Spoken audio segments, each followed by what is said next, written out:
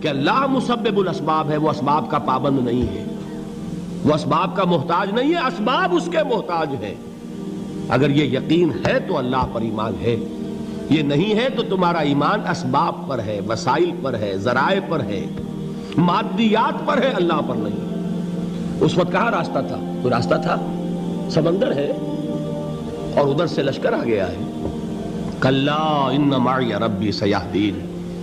اب دیکھیے ایمان کہہ دینا آسان ہے، ہوا معکم اینما کنتم، جہاں کہیں بھی تم ہوتے ہو اللہ تمہارے ساتھ ہوتا ہے، لیکن اس کا یقین قائم ہو جائے تو زمین و آسمان کا فرق واقع ہو جائے۔ یہی بات ہوئی حضور کے ساتھ۔ غار ہے، چھپے ہوئے ہیں محمد الرسول اللہ اور آپ کے وہ یار غار ابو بکر صدیق رضی اللہ تعالی عنہ۔ اقبال نے حضرت ابو بکر کی شان میں چند اشعار کہے صرف، لیکن واقعہ یہ ہے کہ بھاری بھاری نظموں پر اور قصیدوں پر بھاری ہے، طویل ترین نظمیں اور قصیدے ہوں ان پر بھاری ہے۔ ہمت ابو بکر کی ہمت جو ہے، کشت ملت را جو ابر، جیسے بارش سے کھیتی اپجتی ہے، ابو بکر کی ہمت اور عزیمت اس امت کو اسی طرح سینچنے والی ہے۔ ثانی اسلام و غار و بدر و قبر، وہ دوسرے تھے اسلام میں، دوسرے پہلے کون تھے؟ انا اول المومنین، حضور فرماتے ہیں سب سے پہلا ایمان لانے والا میں، دوسرے ابو بکر۔ ویسے ہمارے ہاں یہ چلتا ہے اختلاف، حضرت علی پہلے ہیں کہ حضرت ابو بکر پہلے ہیں، لیکن اس میں بڑی خوبصورت تطبیق قائم کی ہے علماء نے اور بہت صحیح ہے۔ چار کے بارے میں فیصلہ ہی مت کرو کہ کون پہلے ہے، ان کی ایک عجیب تقسیم کر دی ہے۔ آزاد مردوں میں، بالغ مردوں میں سب سے پہلے ابو بکر، بچوں میں سب سے پہلے علی، خواتین میں سب سے پہلے خدیجہ، اور غلاموں میں سب سے پہلے زید ابن حارثہ۔ بڑی پیاری تقسیم ہے، یہ چاروں ہی پہلے ہیں، ہر ایک کے لیے اولیت ہے۔ اور واقعہ یہ ہے کہ اگر زمانی اعتبار سے تعین ہوگا تو پہلے خدیجۃ الکبریٰ آئیں گی رضی اللہ تعالی عنہ۔ کسی اور سے بات کرنے کی نوبت بعد میں آ سکتی ہے، پہلے تو اہلیہ محترمہ سے بات ہوئی، آتے ہی پہلی وحی ہوئی ہے، ابھی تبلیغ کا حکم نہیں تھا۔ کس کو بتایا واقعہ؟ ابھی اپنی نبوت کی تبلیغ کا تو حکم ہی نہیں آیا۔ واقعہ کس کا ہے؟ وہ خدیجہ کا ہے۔ جب کہا ہے کہ خشیت علی نفسی، مجھے اپنی جان کا اندیشہ ہے، تو کیا جواب دیا خدیجہ نے رضی اللہ تعالی عنہا؟ وہ صدیقۃ الکبریٰ ہے۔ صدیقات جو ہیں خواتین، ان میں چوٹی پر خدیجۃ الکبریٰ ہے رضی اللہ تعالی عنہا، اور صدیق جو مرد ہیں ان میں صدیق اکبر ہے ابو بکر صدیق رضی اللہ تعالی عنہ، لیکن صدیقات میں چوٹی پر۔ جب حضور نے فرمایا خشیت علی نفسی، کیا فرمایا؟ کیا عرض کیا؟ کیسے تسلی دی؟ نہیں نہیں، اللہ آپ کو ضائع نہیں کرے گا، آپ غریبوں کے ہمدرد ہیں، آپ مساکین کے تکالیف رفع کرنے والے ہیں، آپ بیواؤں کی سرپرستی کرتے ہیں، آپ مسافروں کی خدمت کرتے ہیں، اللہ آپ کو ضائع نہیں کرے گا۔ یہ یقین ہے اس خاتون کے اندر۔ خیر وہ ایک علیحدہ بات ہو جائے گی۔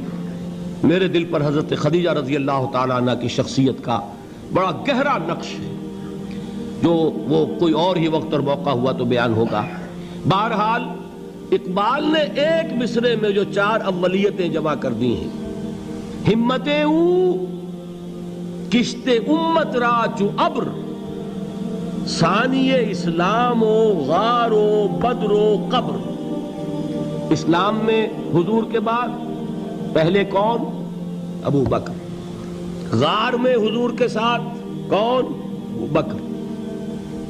بدر کی رات اللہ کا رسول سربسجود، وہ جھاڑ، وہ گھاس پھوس کی جو جھوپڑی بنائی گئی تھی، اور وہاں تلوار ننگی لے کر پہرا دینے والا کون؟ ابو بکر۔ اور اس حجرہ عائشہ میں محمد کے بعد سب سے پہلے دفن ہونے والا کون؟ ابو بکر رضی اللہ تعالی عنہ وصلی اللہ علیہ وسلم۔ وہ جو معاملہ میں سنا رہا تھا غار ثور کا، حضرت ابو بکر بھی حضور کے خیال سے لرز گئے ہیں. آپ کو یاد ہوگا کہ جا کر پہلے تمام جتنے سوراخ تھے انہیں بند کیا ہے. ایک سوراخ رہ گیا تھا جس کو بند کرنے کے لیے کوئی کپڑا نہیں تھا. وہاں اپنی ایڑی رکھی ہے. تب کہا ہے حضور سے تشریف لائیے, اور اپنے زانو پر حضور کو لٹایا ہے. اور وہاں کسی موذی جانور نے کاٹا ہے. حضور کی آنکھ لگ گئی تھی. اس وقت اس بل کے اندر جو بھی بچھو ہے کیا ہے واللہ عالم, اس نے کاٹا ہے. اس کی تکلیف کی وجہ سے ابو بکر کی آنکھوں سے آنسو ٹپک گئے. حضور کے چہرے مبارک پر پڑے ہیں تو حضور جاگے ہیں, معاملہ کیا ہے. ایڑی نہیں ہٹائی وہاں سے, مبادا وہ جانور وہاں سے نکل کر محمد الرسول اللہ کو کوئی گزن پہنچا دے. ابو بکر کی ایڑی ہے, جس طرح چاہے کھا لے, ختم کر دے, جان نکل جائے تب کوئی آنچ آئے محمد پر تو آئے, لیکن جیتے جی نہیں. وہ ہے ابو بکر حضور کے خیال سے. اس وقت حضور نے پھر اپنا لعاب دہن لگایا ہے اور اس سے پھر آپ کی تکلیف ختم ہوئی. جیسے خیبر میں حضرت علی کی آنکھ دکھ رہی تھی, اس کو جو شفا حاصل ہوئی ہے وہ بھی حضور کے لعاب دہن سے ہوئی. تو بہرحال اس وقت انہوں نے کہا ہے کہ اے نبی یا رسول اللہ, اگر اس وقت ان میں سے کسی نے غیر ارادی طور پر بھی اپنے قدموں کی طرف جھانک لیا تو پکڑے جائیں گے. کیا جواب تھا اللہ کے رسول کا؟ لا تحزن ان اللہ معنا. اللہ ہمارے ساتھ ہے, کیوں گھبراتے ہو ابو بکر. یہ ہے ایمان باللہ, میرا مالک اللہ, میرا رازق اللہ, میرا محافظ اللہ, میرا مددگار اللہ, میرا پشت پناہ اللہ, میرا دوست اللہ. یہ دوستی ہے اللہ کی جو لب لباب ہے, حاصل ہے ایمان کا. اسی کا نام ولایت ہے. اولیاء اللہ کے سروں پر سینگ نہیں ہوتے. جس کے دل میں ایمان راسخ ہو چکا ہو وہی اللہ کا ولی ہے. جسے اللہ پر یقین ہو چکا ہے وہی اللہ کا ولی ہے. جسے یقین ہے اللہ میرے ساتھ ہے, میرا مددگار, میرا پشت پناہ, میرا ساتھی, میرا دوست, میرا محبوب, میرا محب. اللہ اہل ایمان سے محبت کرتا ہے. واللہ یحب الصادقین. ان اللہ یحب الذین یقاتلون فی سبیلہ صفا کانہم بنیان مرصوص. اللہ محبت کرنے والا, اہل ایمان محبوب, اور اہل ایمان محبت کرنے والے اللہ محبوب. والذین آمنوا اشد حبا للہ. آپ تصور کیجئے جسے یہ رشتہ ایمان یا رشتہ ولایت حاصل ہو جائے, الا ان اولیاء اللہ لا خوف علیہم ولا هم یحزنون. آگاہ ہو جاؤ, اللہ کے دوستوں کے لیے نہ کوئی خوف ہے نہ کوئی حزن ہے. اور میں بیان کر چکا تھا, خوف اور حزن کے خاتمے ہی کا نام امن ہے. زوال خوف, زوال حزن. یہ خوف اور حزن کیوں آتے ہیں بار بار؟ اللہ تخافوا ولا تحزنوا, دونوں آ گئے. الا ان اولیاء اللہ لا خوف علیہم ولا هم یحزنون, پھر وہی دو. وہ کیوں ہے؟ خوف ہوتا ہے کسی مستقبل کی بات کا, یہ نہ ہو جائے, وہ نہ ہو جائے, یہ نقصان نہ پہنچ جائے, یہ تکلیف نہ ہو, یہ غضب نہ آ جائے. خوف ہے مستقبل سے. حزن ہے یہ کیوں ہوا, یہ نہیں ہونا چاہیے تھا, یہ میرا فلاں چیز میرے ہاتھ سے جاتی رہی ہے, فلاں موقع نکل گیا, اب بیٹھے ہوئے ہیں اندر ہی اندر کڑ رہے ہیں, صدمہ ہے اور رنج ہے. اور جو اللہ پر ایمان رکھتا ہے وہ جانتا ہے ما اصاب من مصیبت فی الارض ولا فی انفسکم الا فی کتاب من قبل ان نبرأها ان ذلک علی اللہ یسیر لکی لا تعصوا علی ما فاتکم ولا تفرحوا بما آتاکم واللہ لا یحب کل مختال فخور. اس زمین میں یا تمہاری جانوں میں کوئی تکلیف, کوئی مصیبت نہیں آ سکتی سوائے اس کے کہ جو اللہ نے لکھ دی ہو, اس سے پہلے کہ وہ ظاہر ہو. جس کو یہ حقیقت معلوم ہو گئی اس کو یہ طرز عمل اختیار کرنا چاہیے. جو چیز چھن جائے, جاتی رہے, چھوٹ جائے, اس پر افسوس نہ کرو. کس نے چھینی؟ دوست نے. دوست کے فیصلے پر شکایت. دوستی کو بٹا لگا رہے ہو, سرے تسلیم خم ہے جو مزاج یار میں آئے. اگر دوستی ہے تو پھر تو تمہیں گردن جھکانی چاہیے کہ ہر چہ ساقی ماریخت عین الطافست, جو بھی میرا ساقی میرے پیالے میں ڈال دے اس کا کرم ہے. جو اس کی طرف سے آئے اس پر کوئی رنج نہیں, کوئی صدمہ نہیں, کوئی غم نہیں, کوئی شکایت نہیں, کوئی شکوہ نہیں.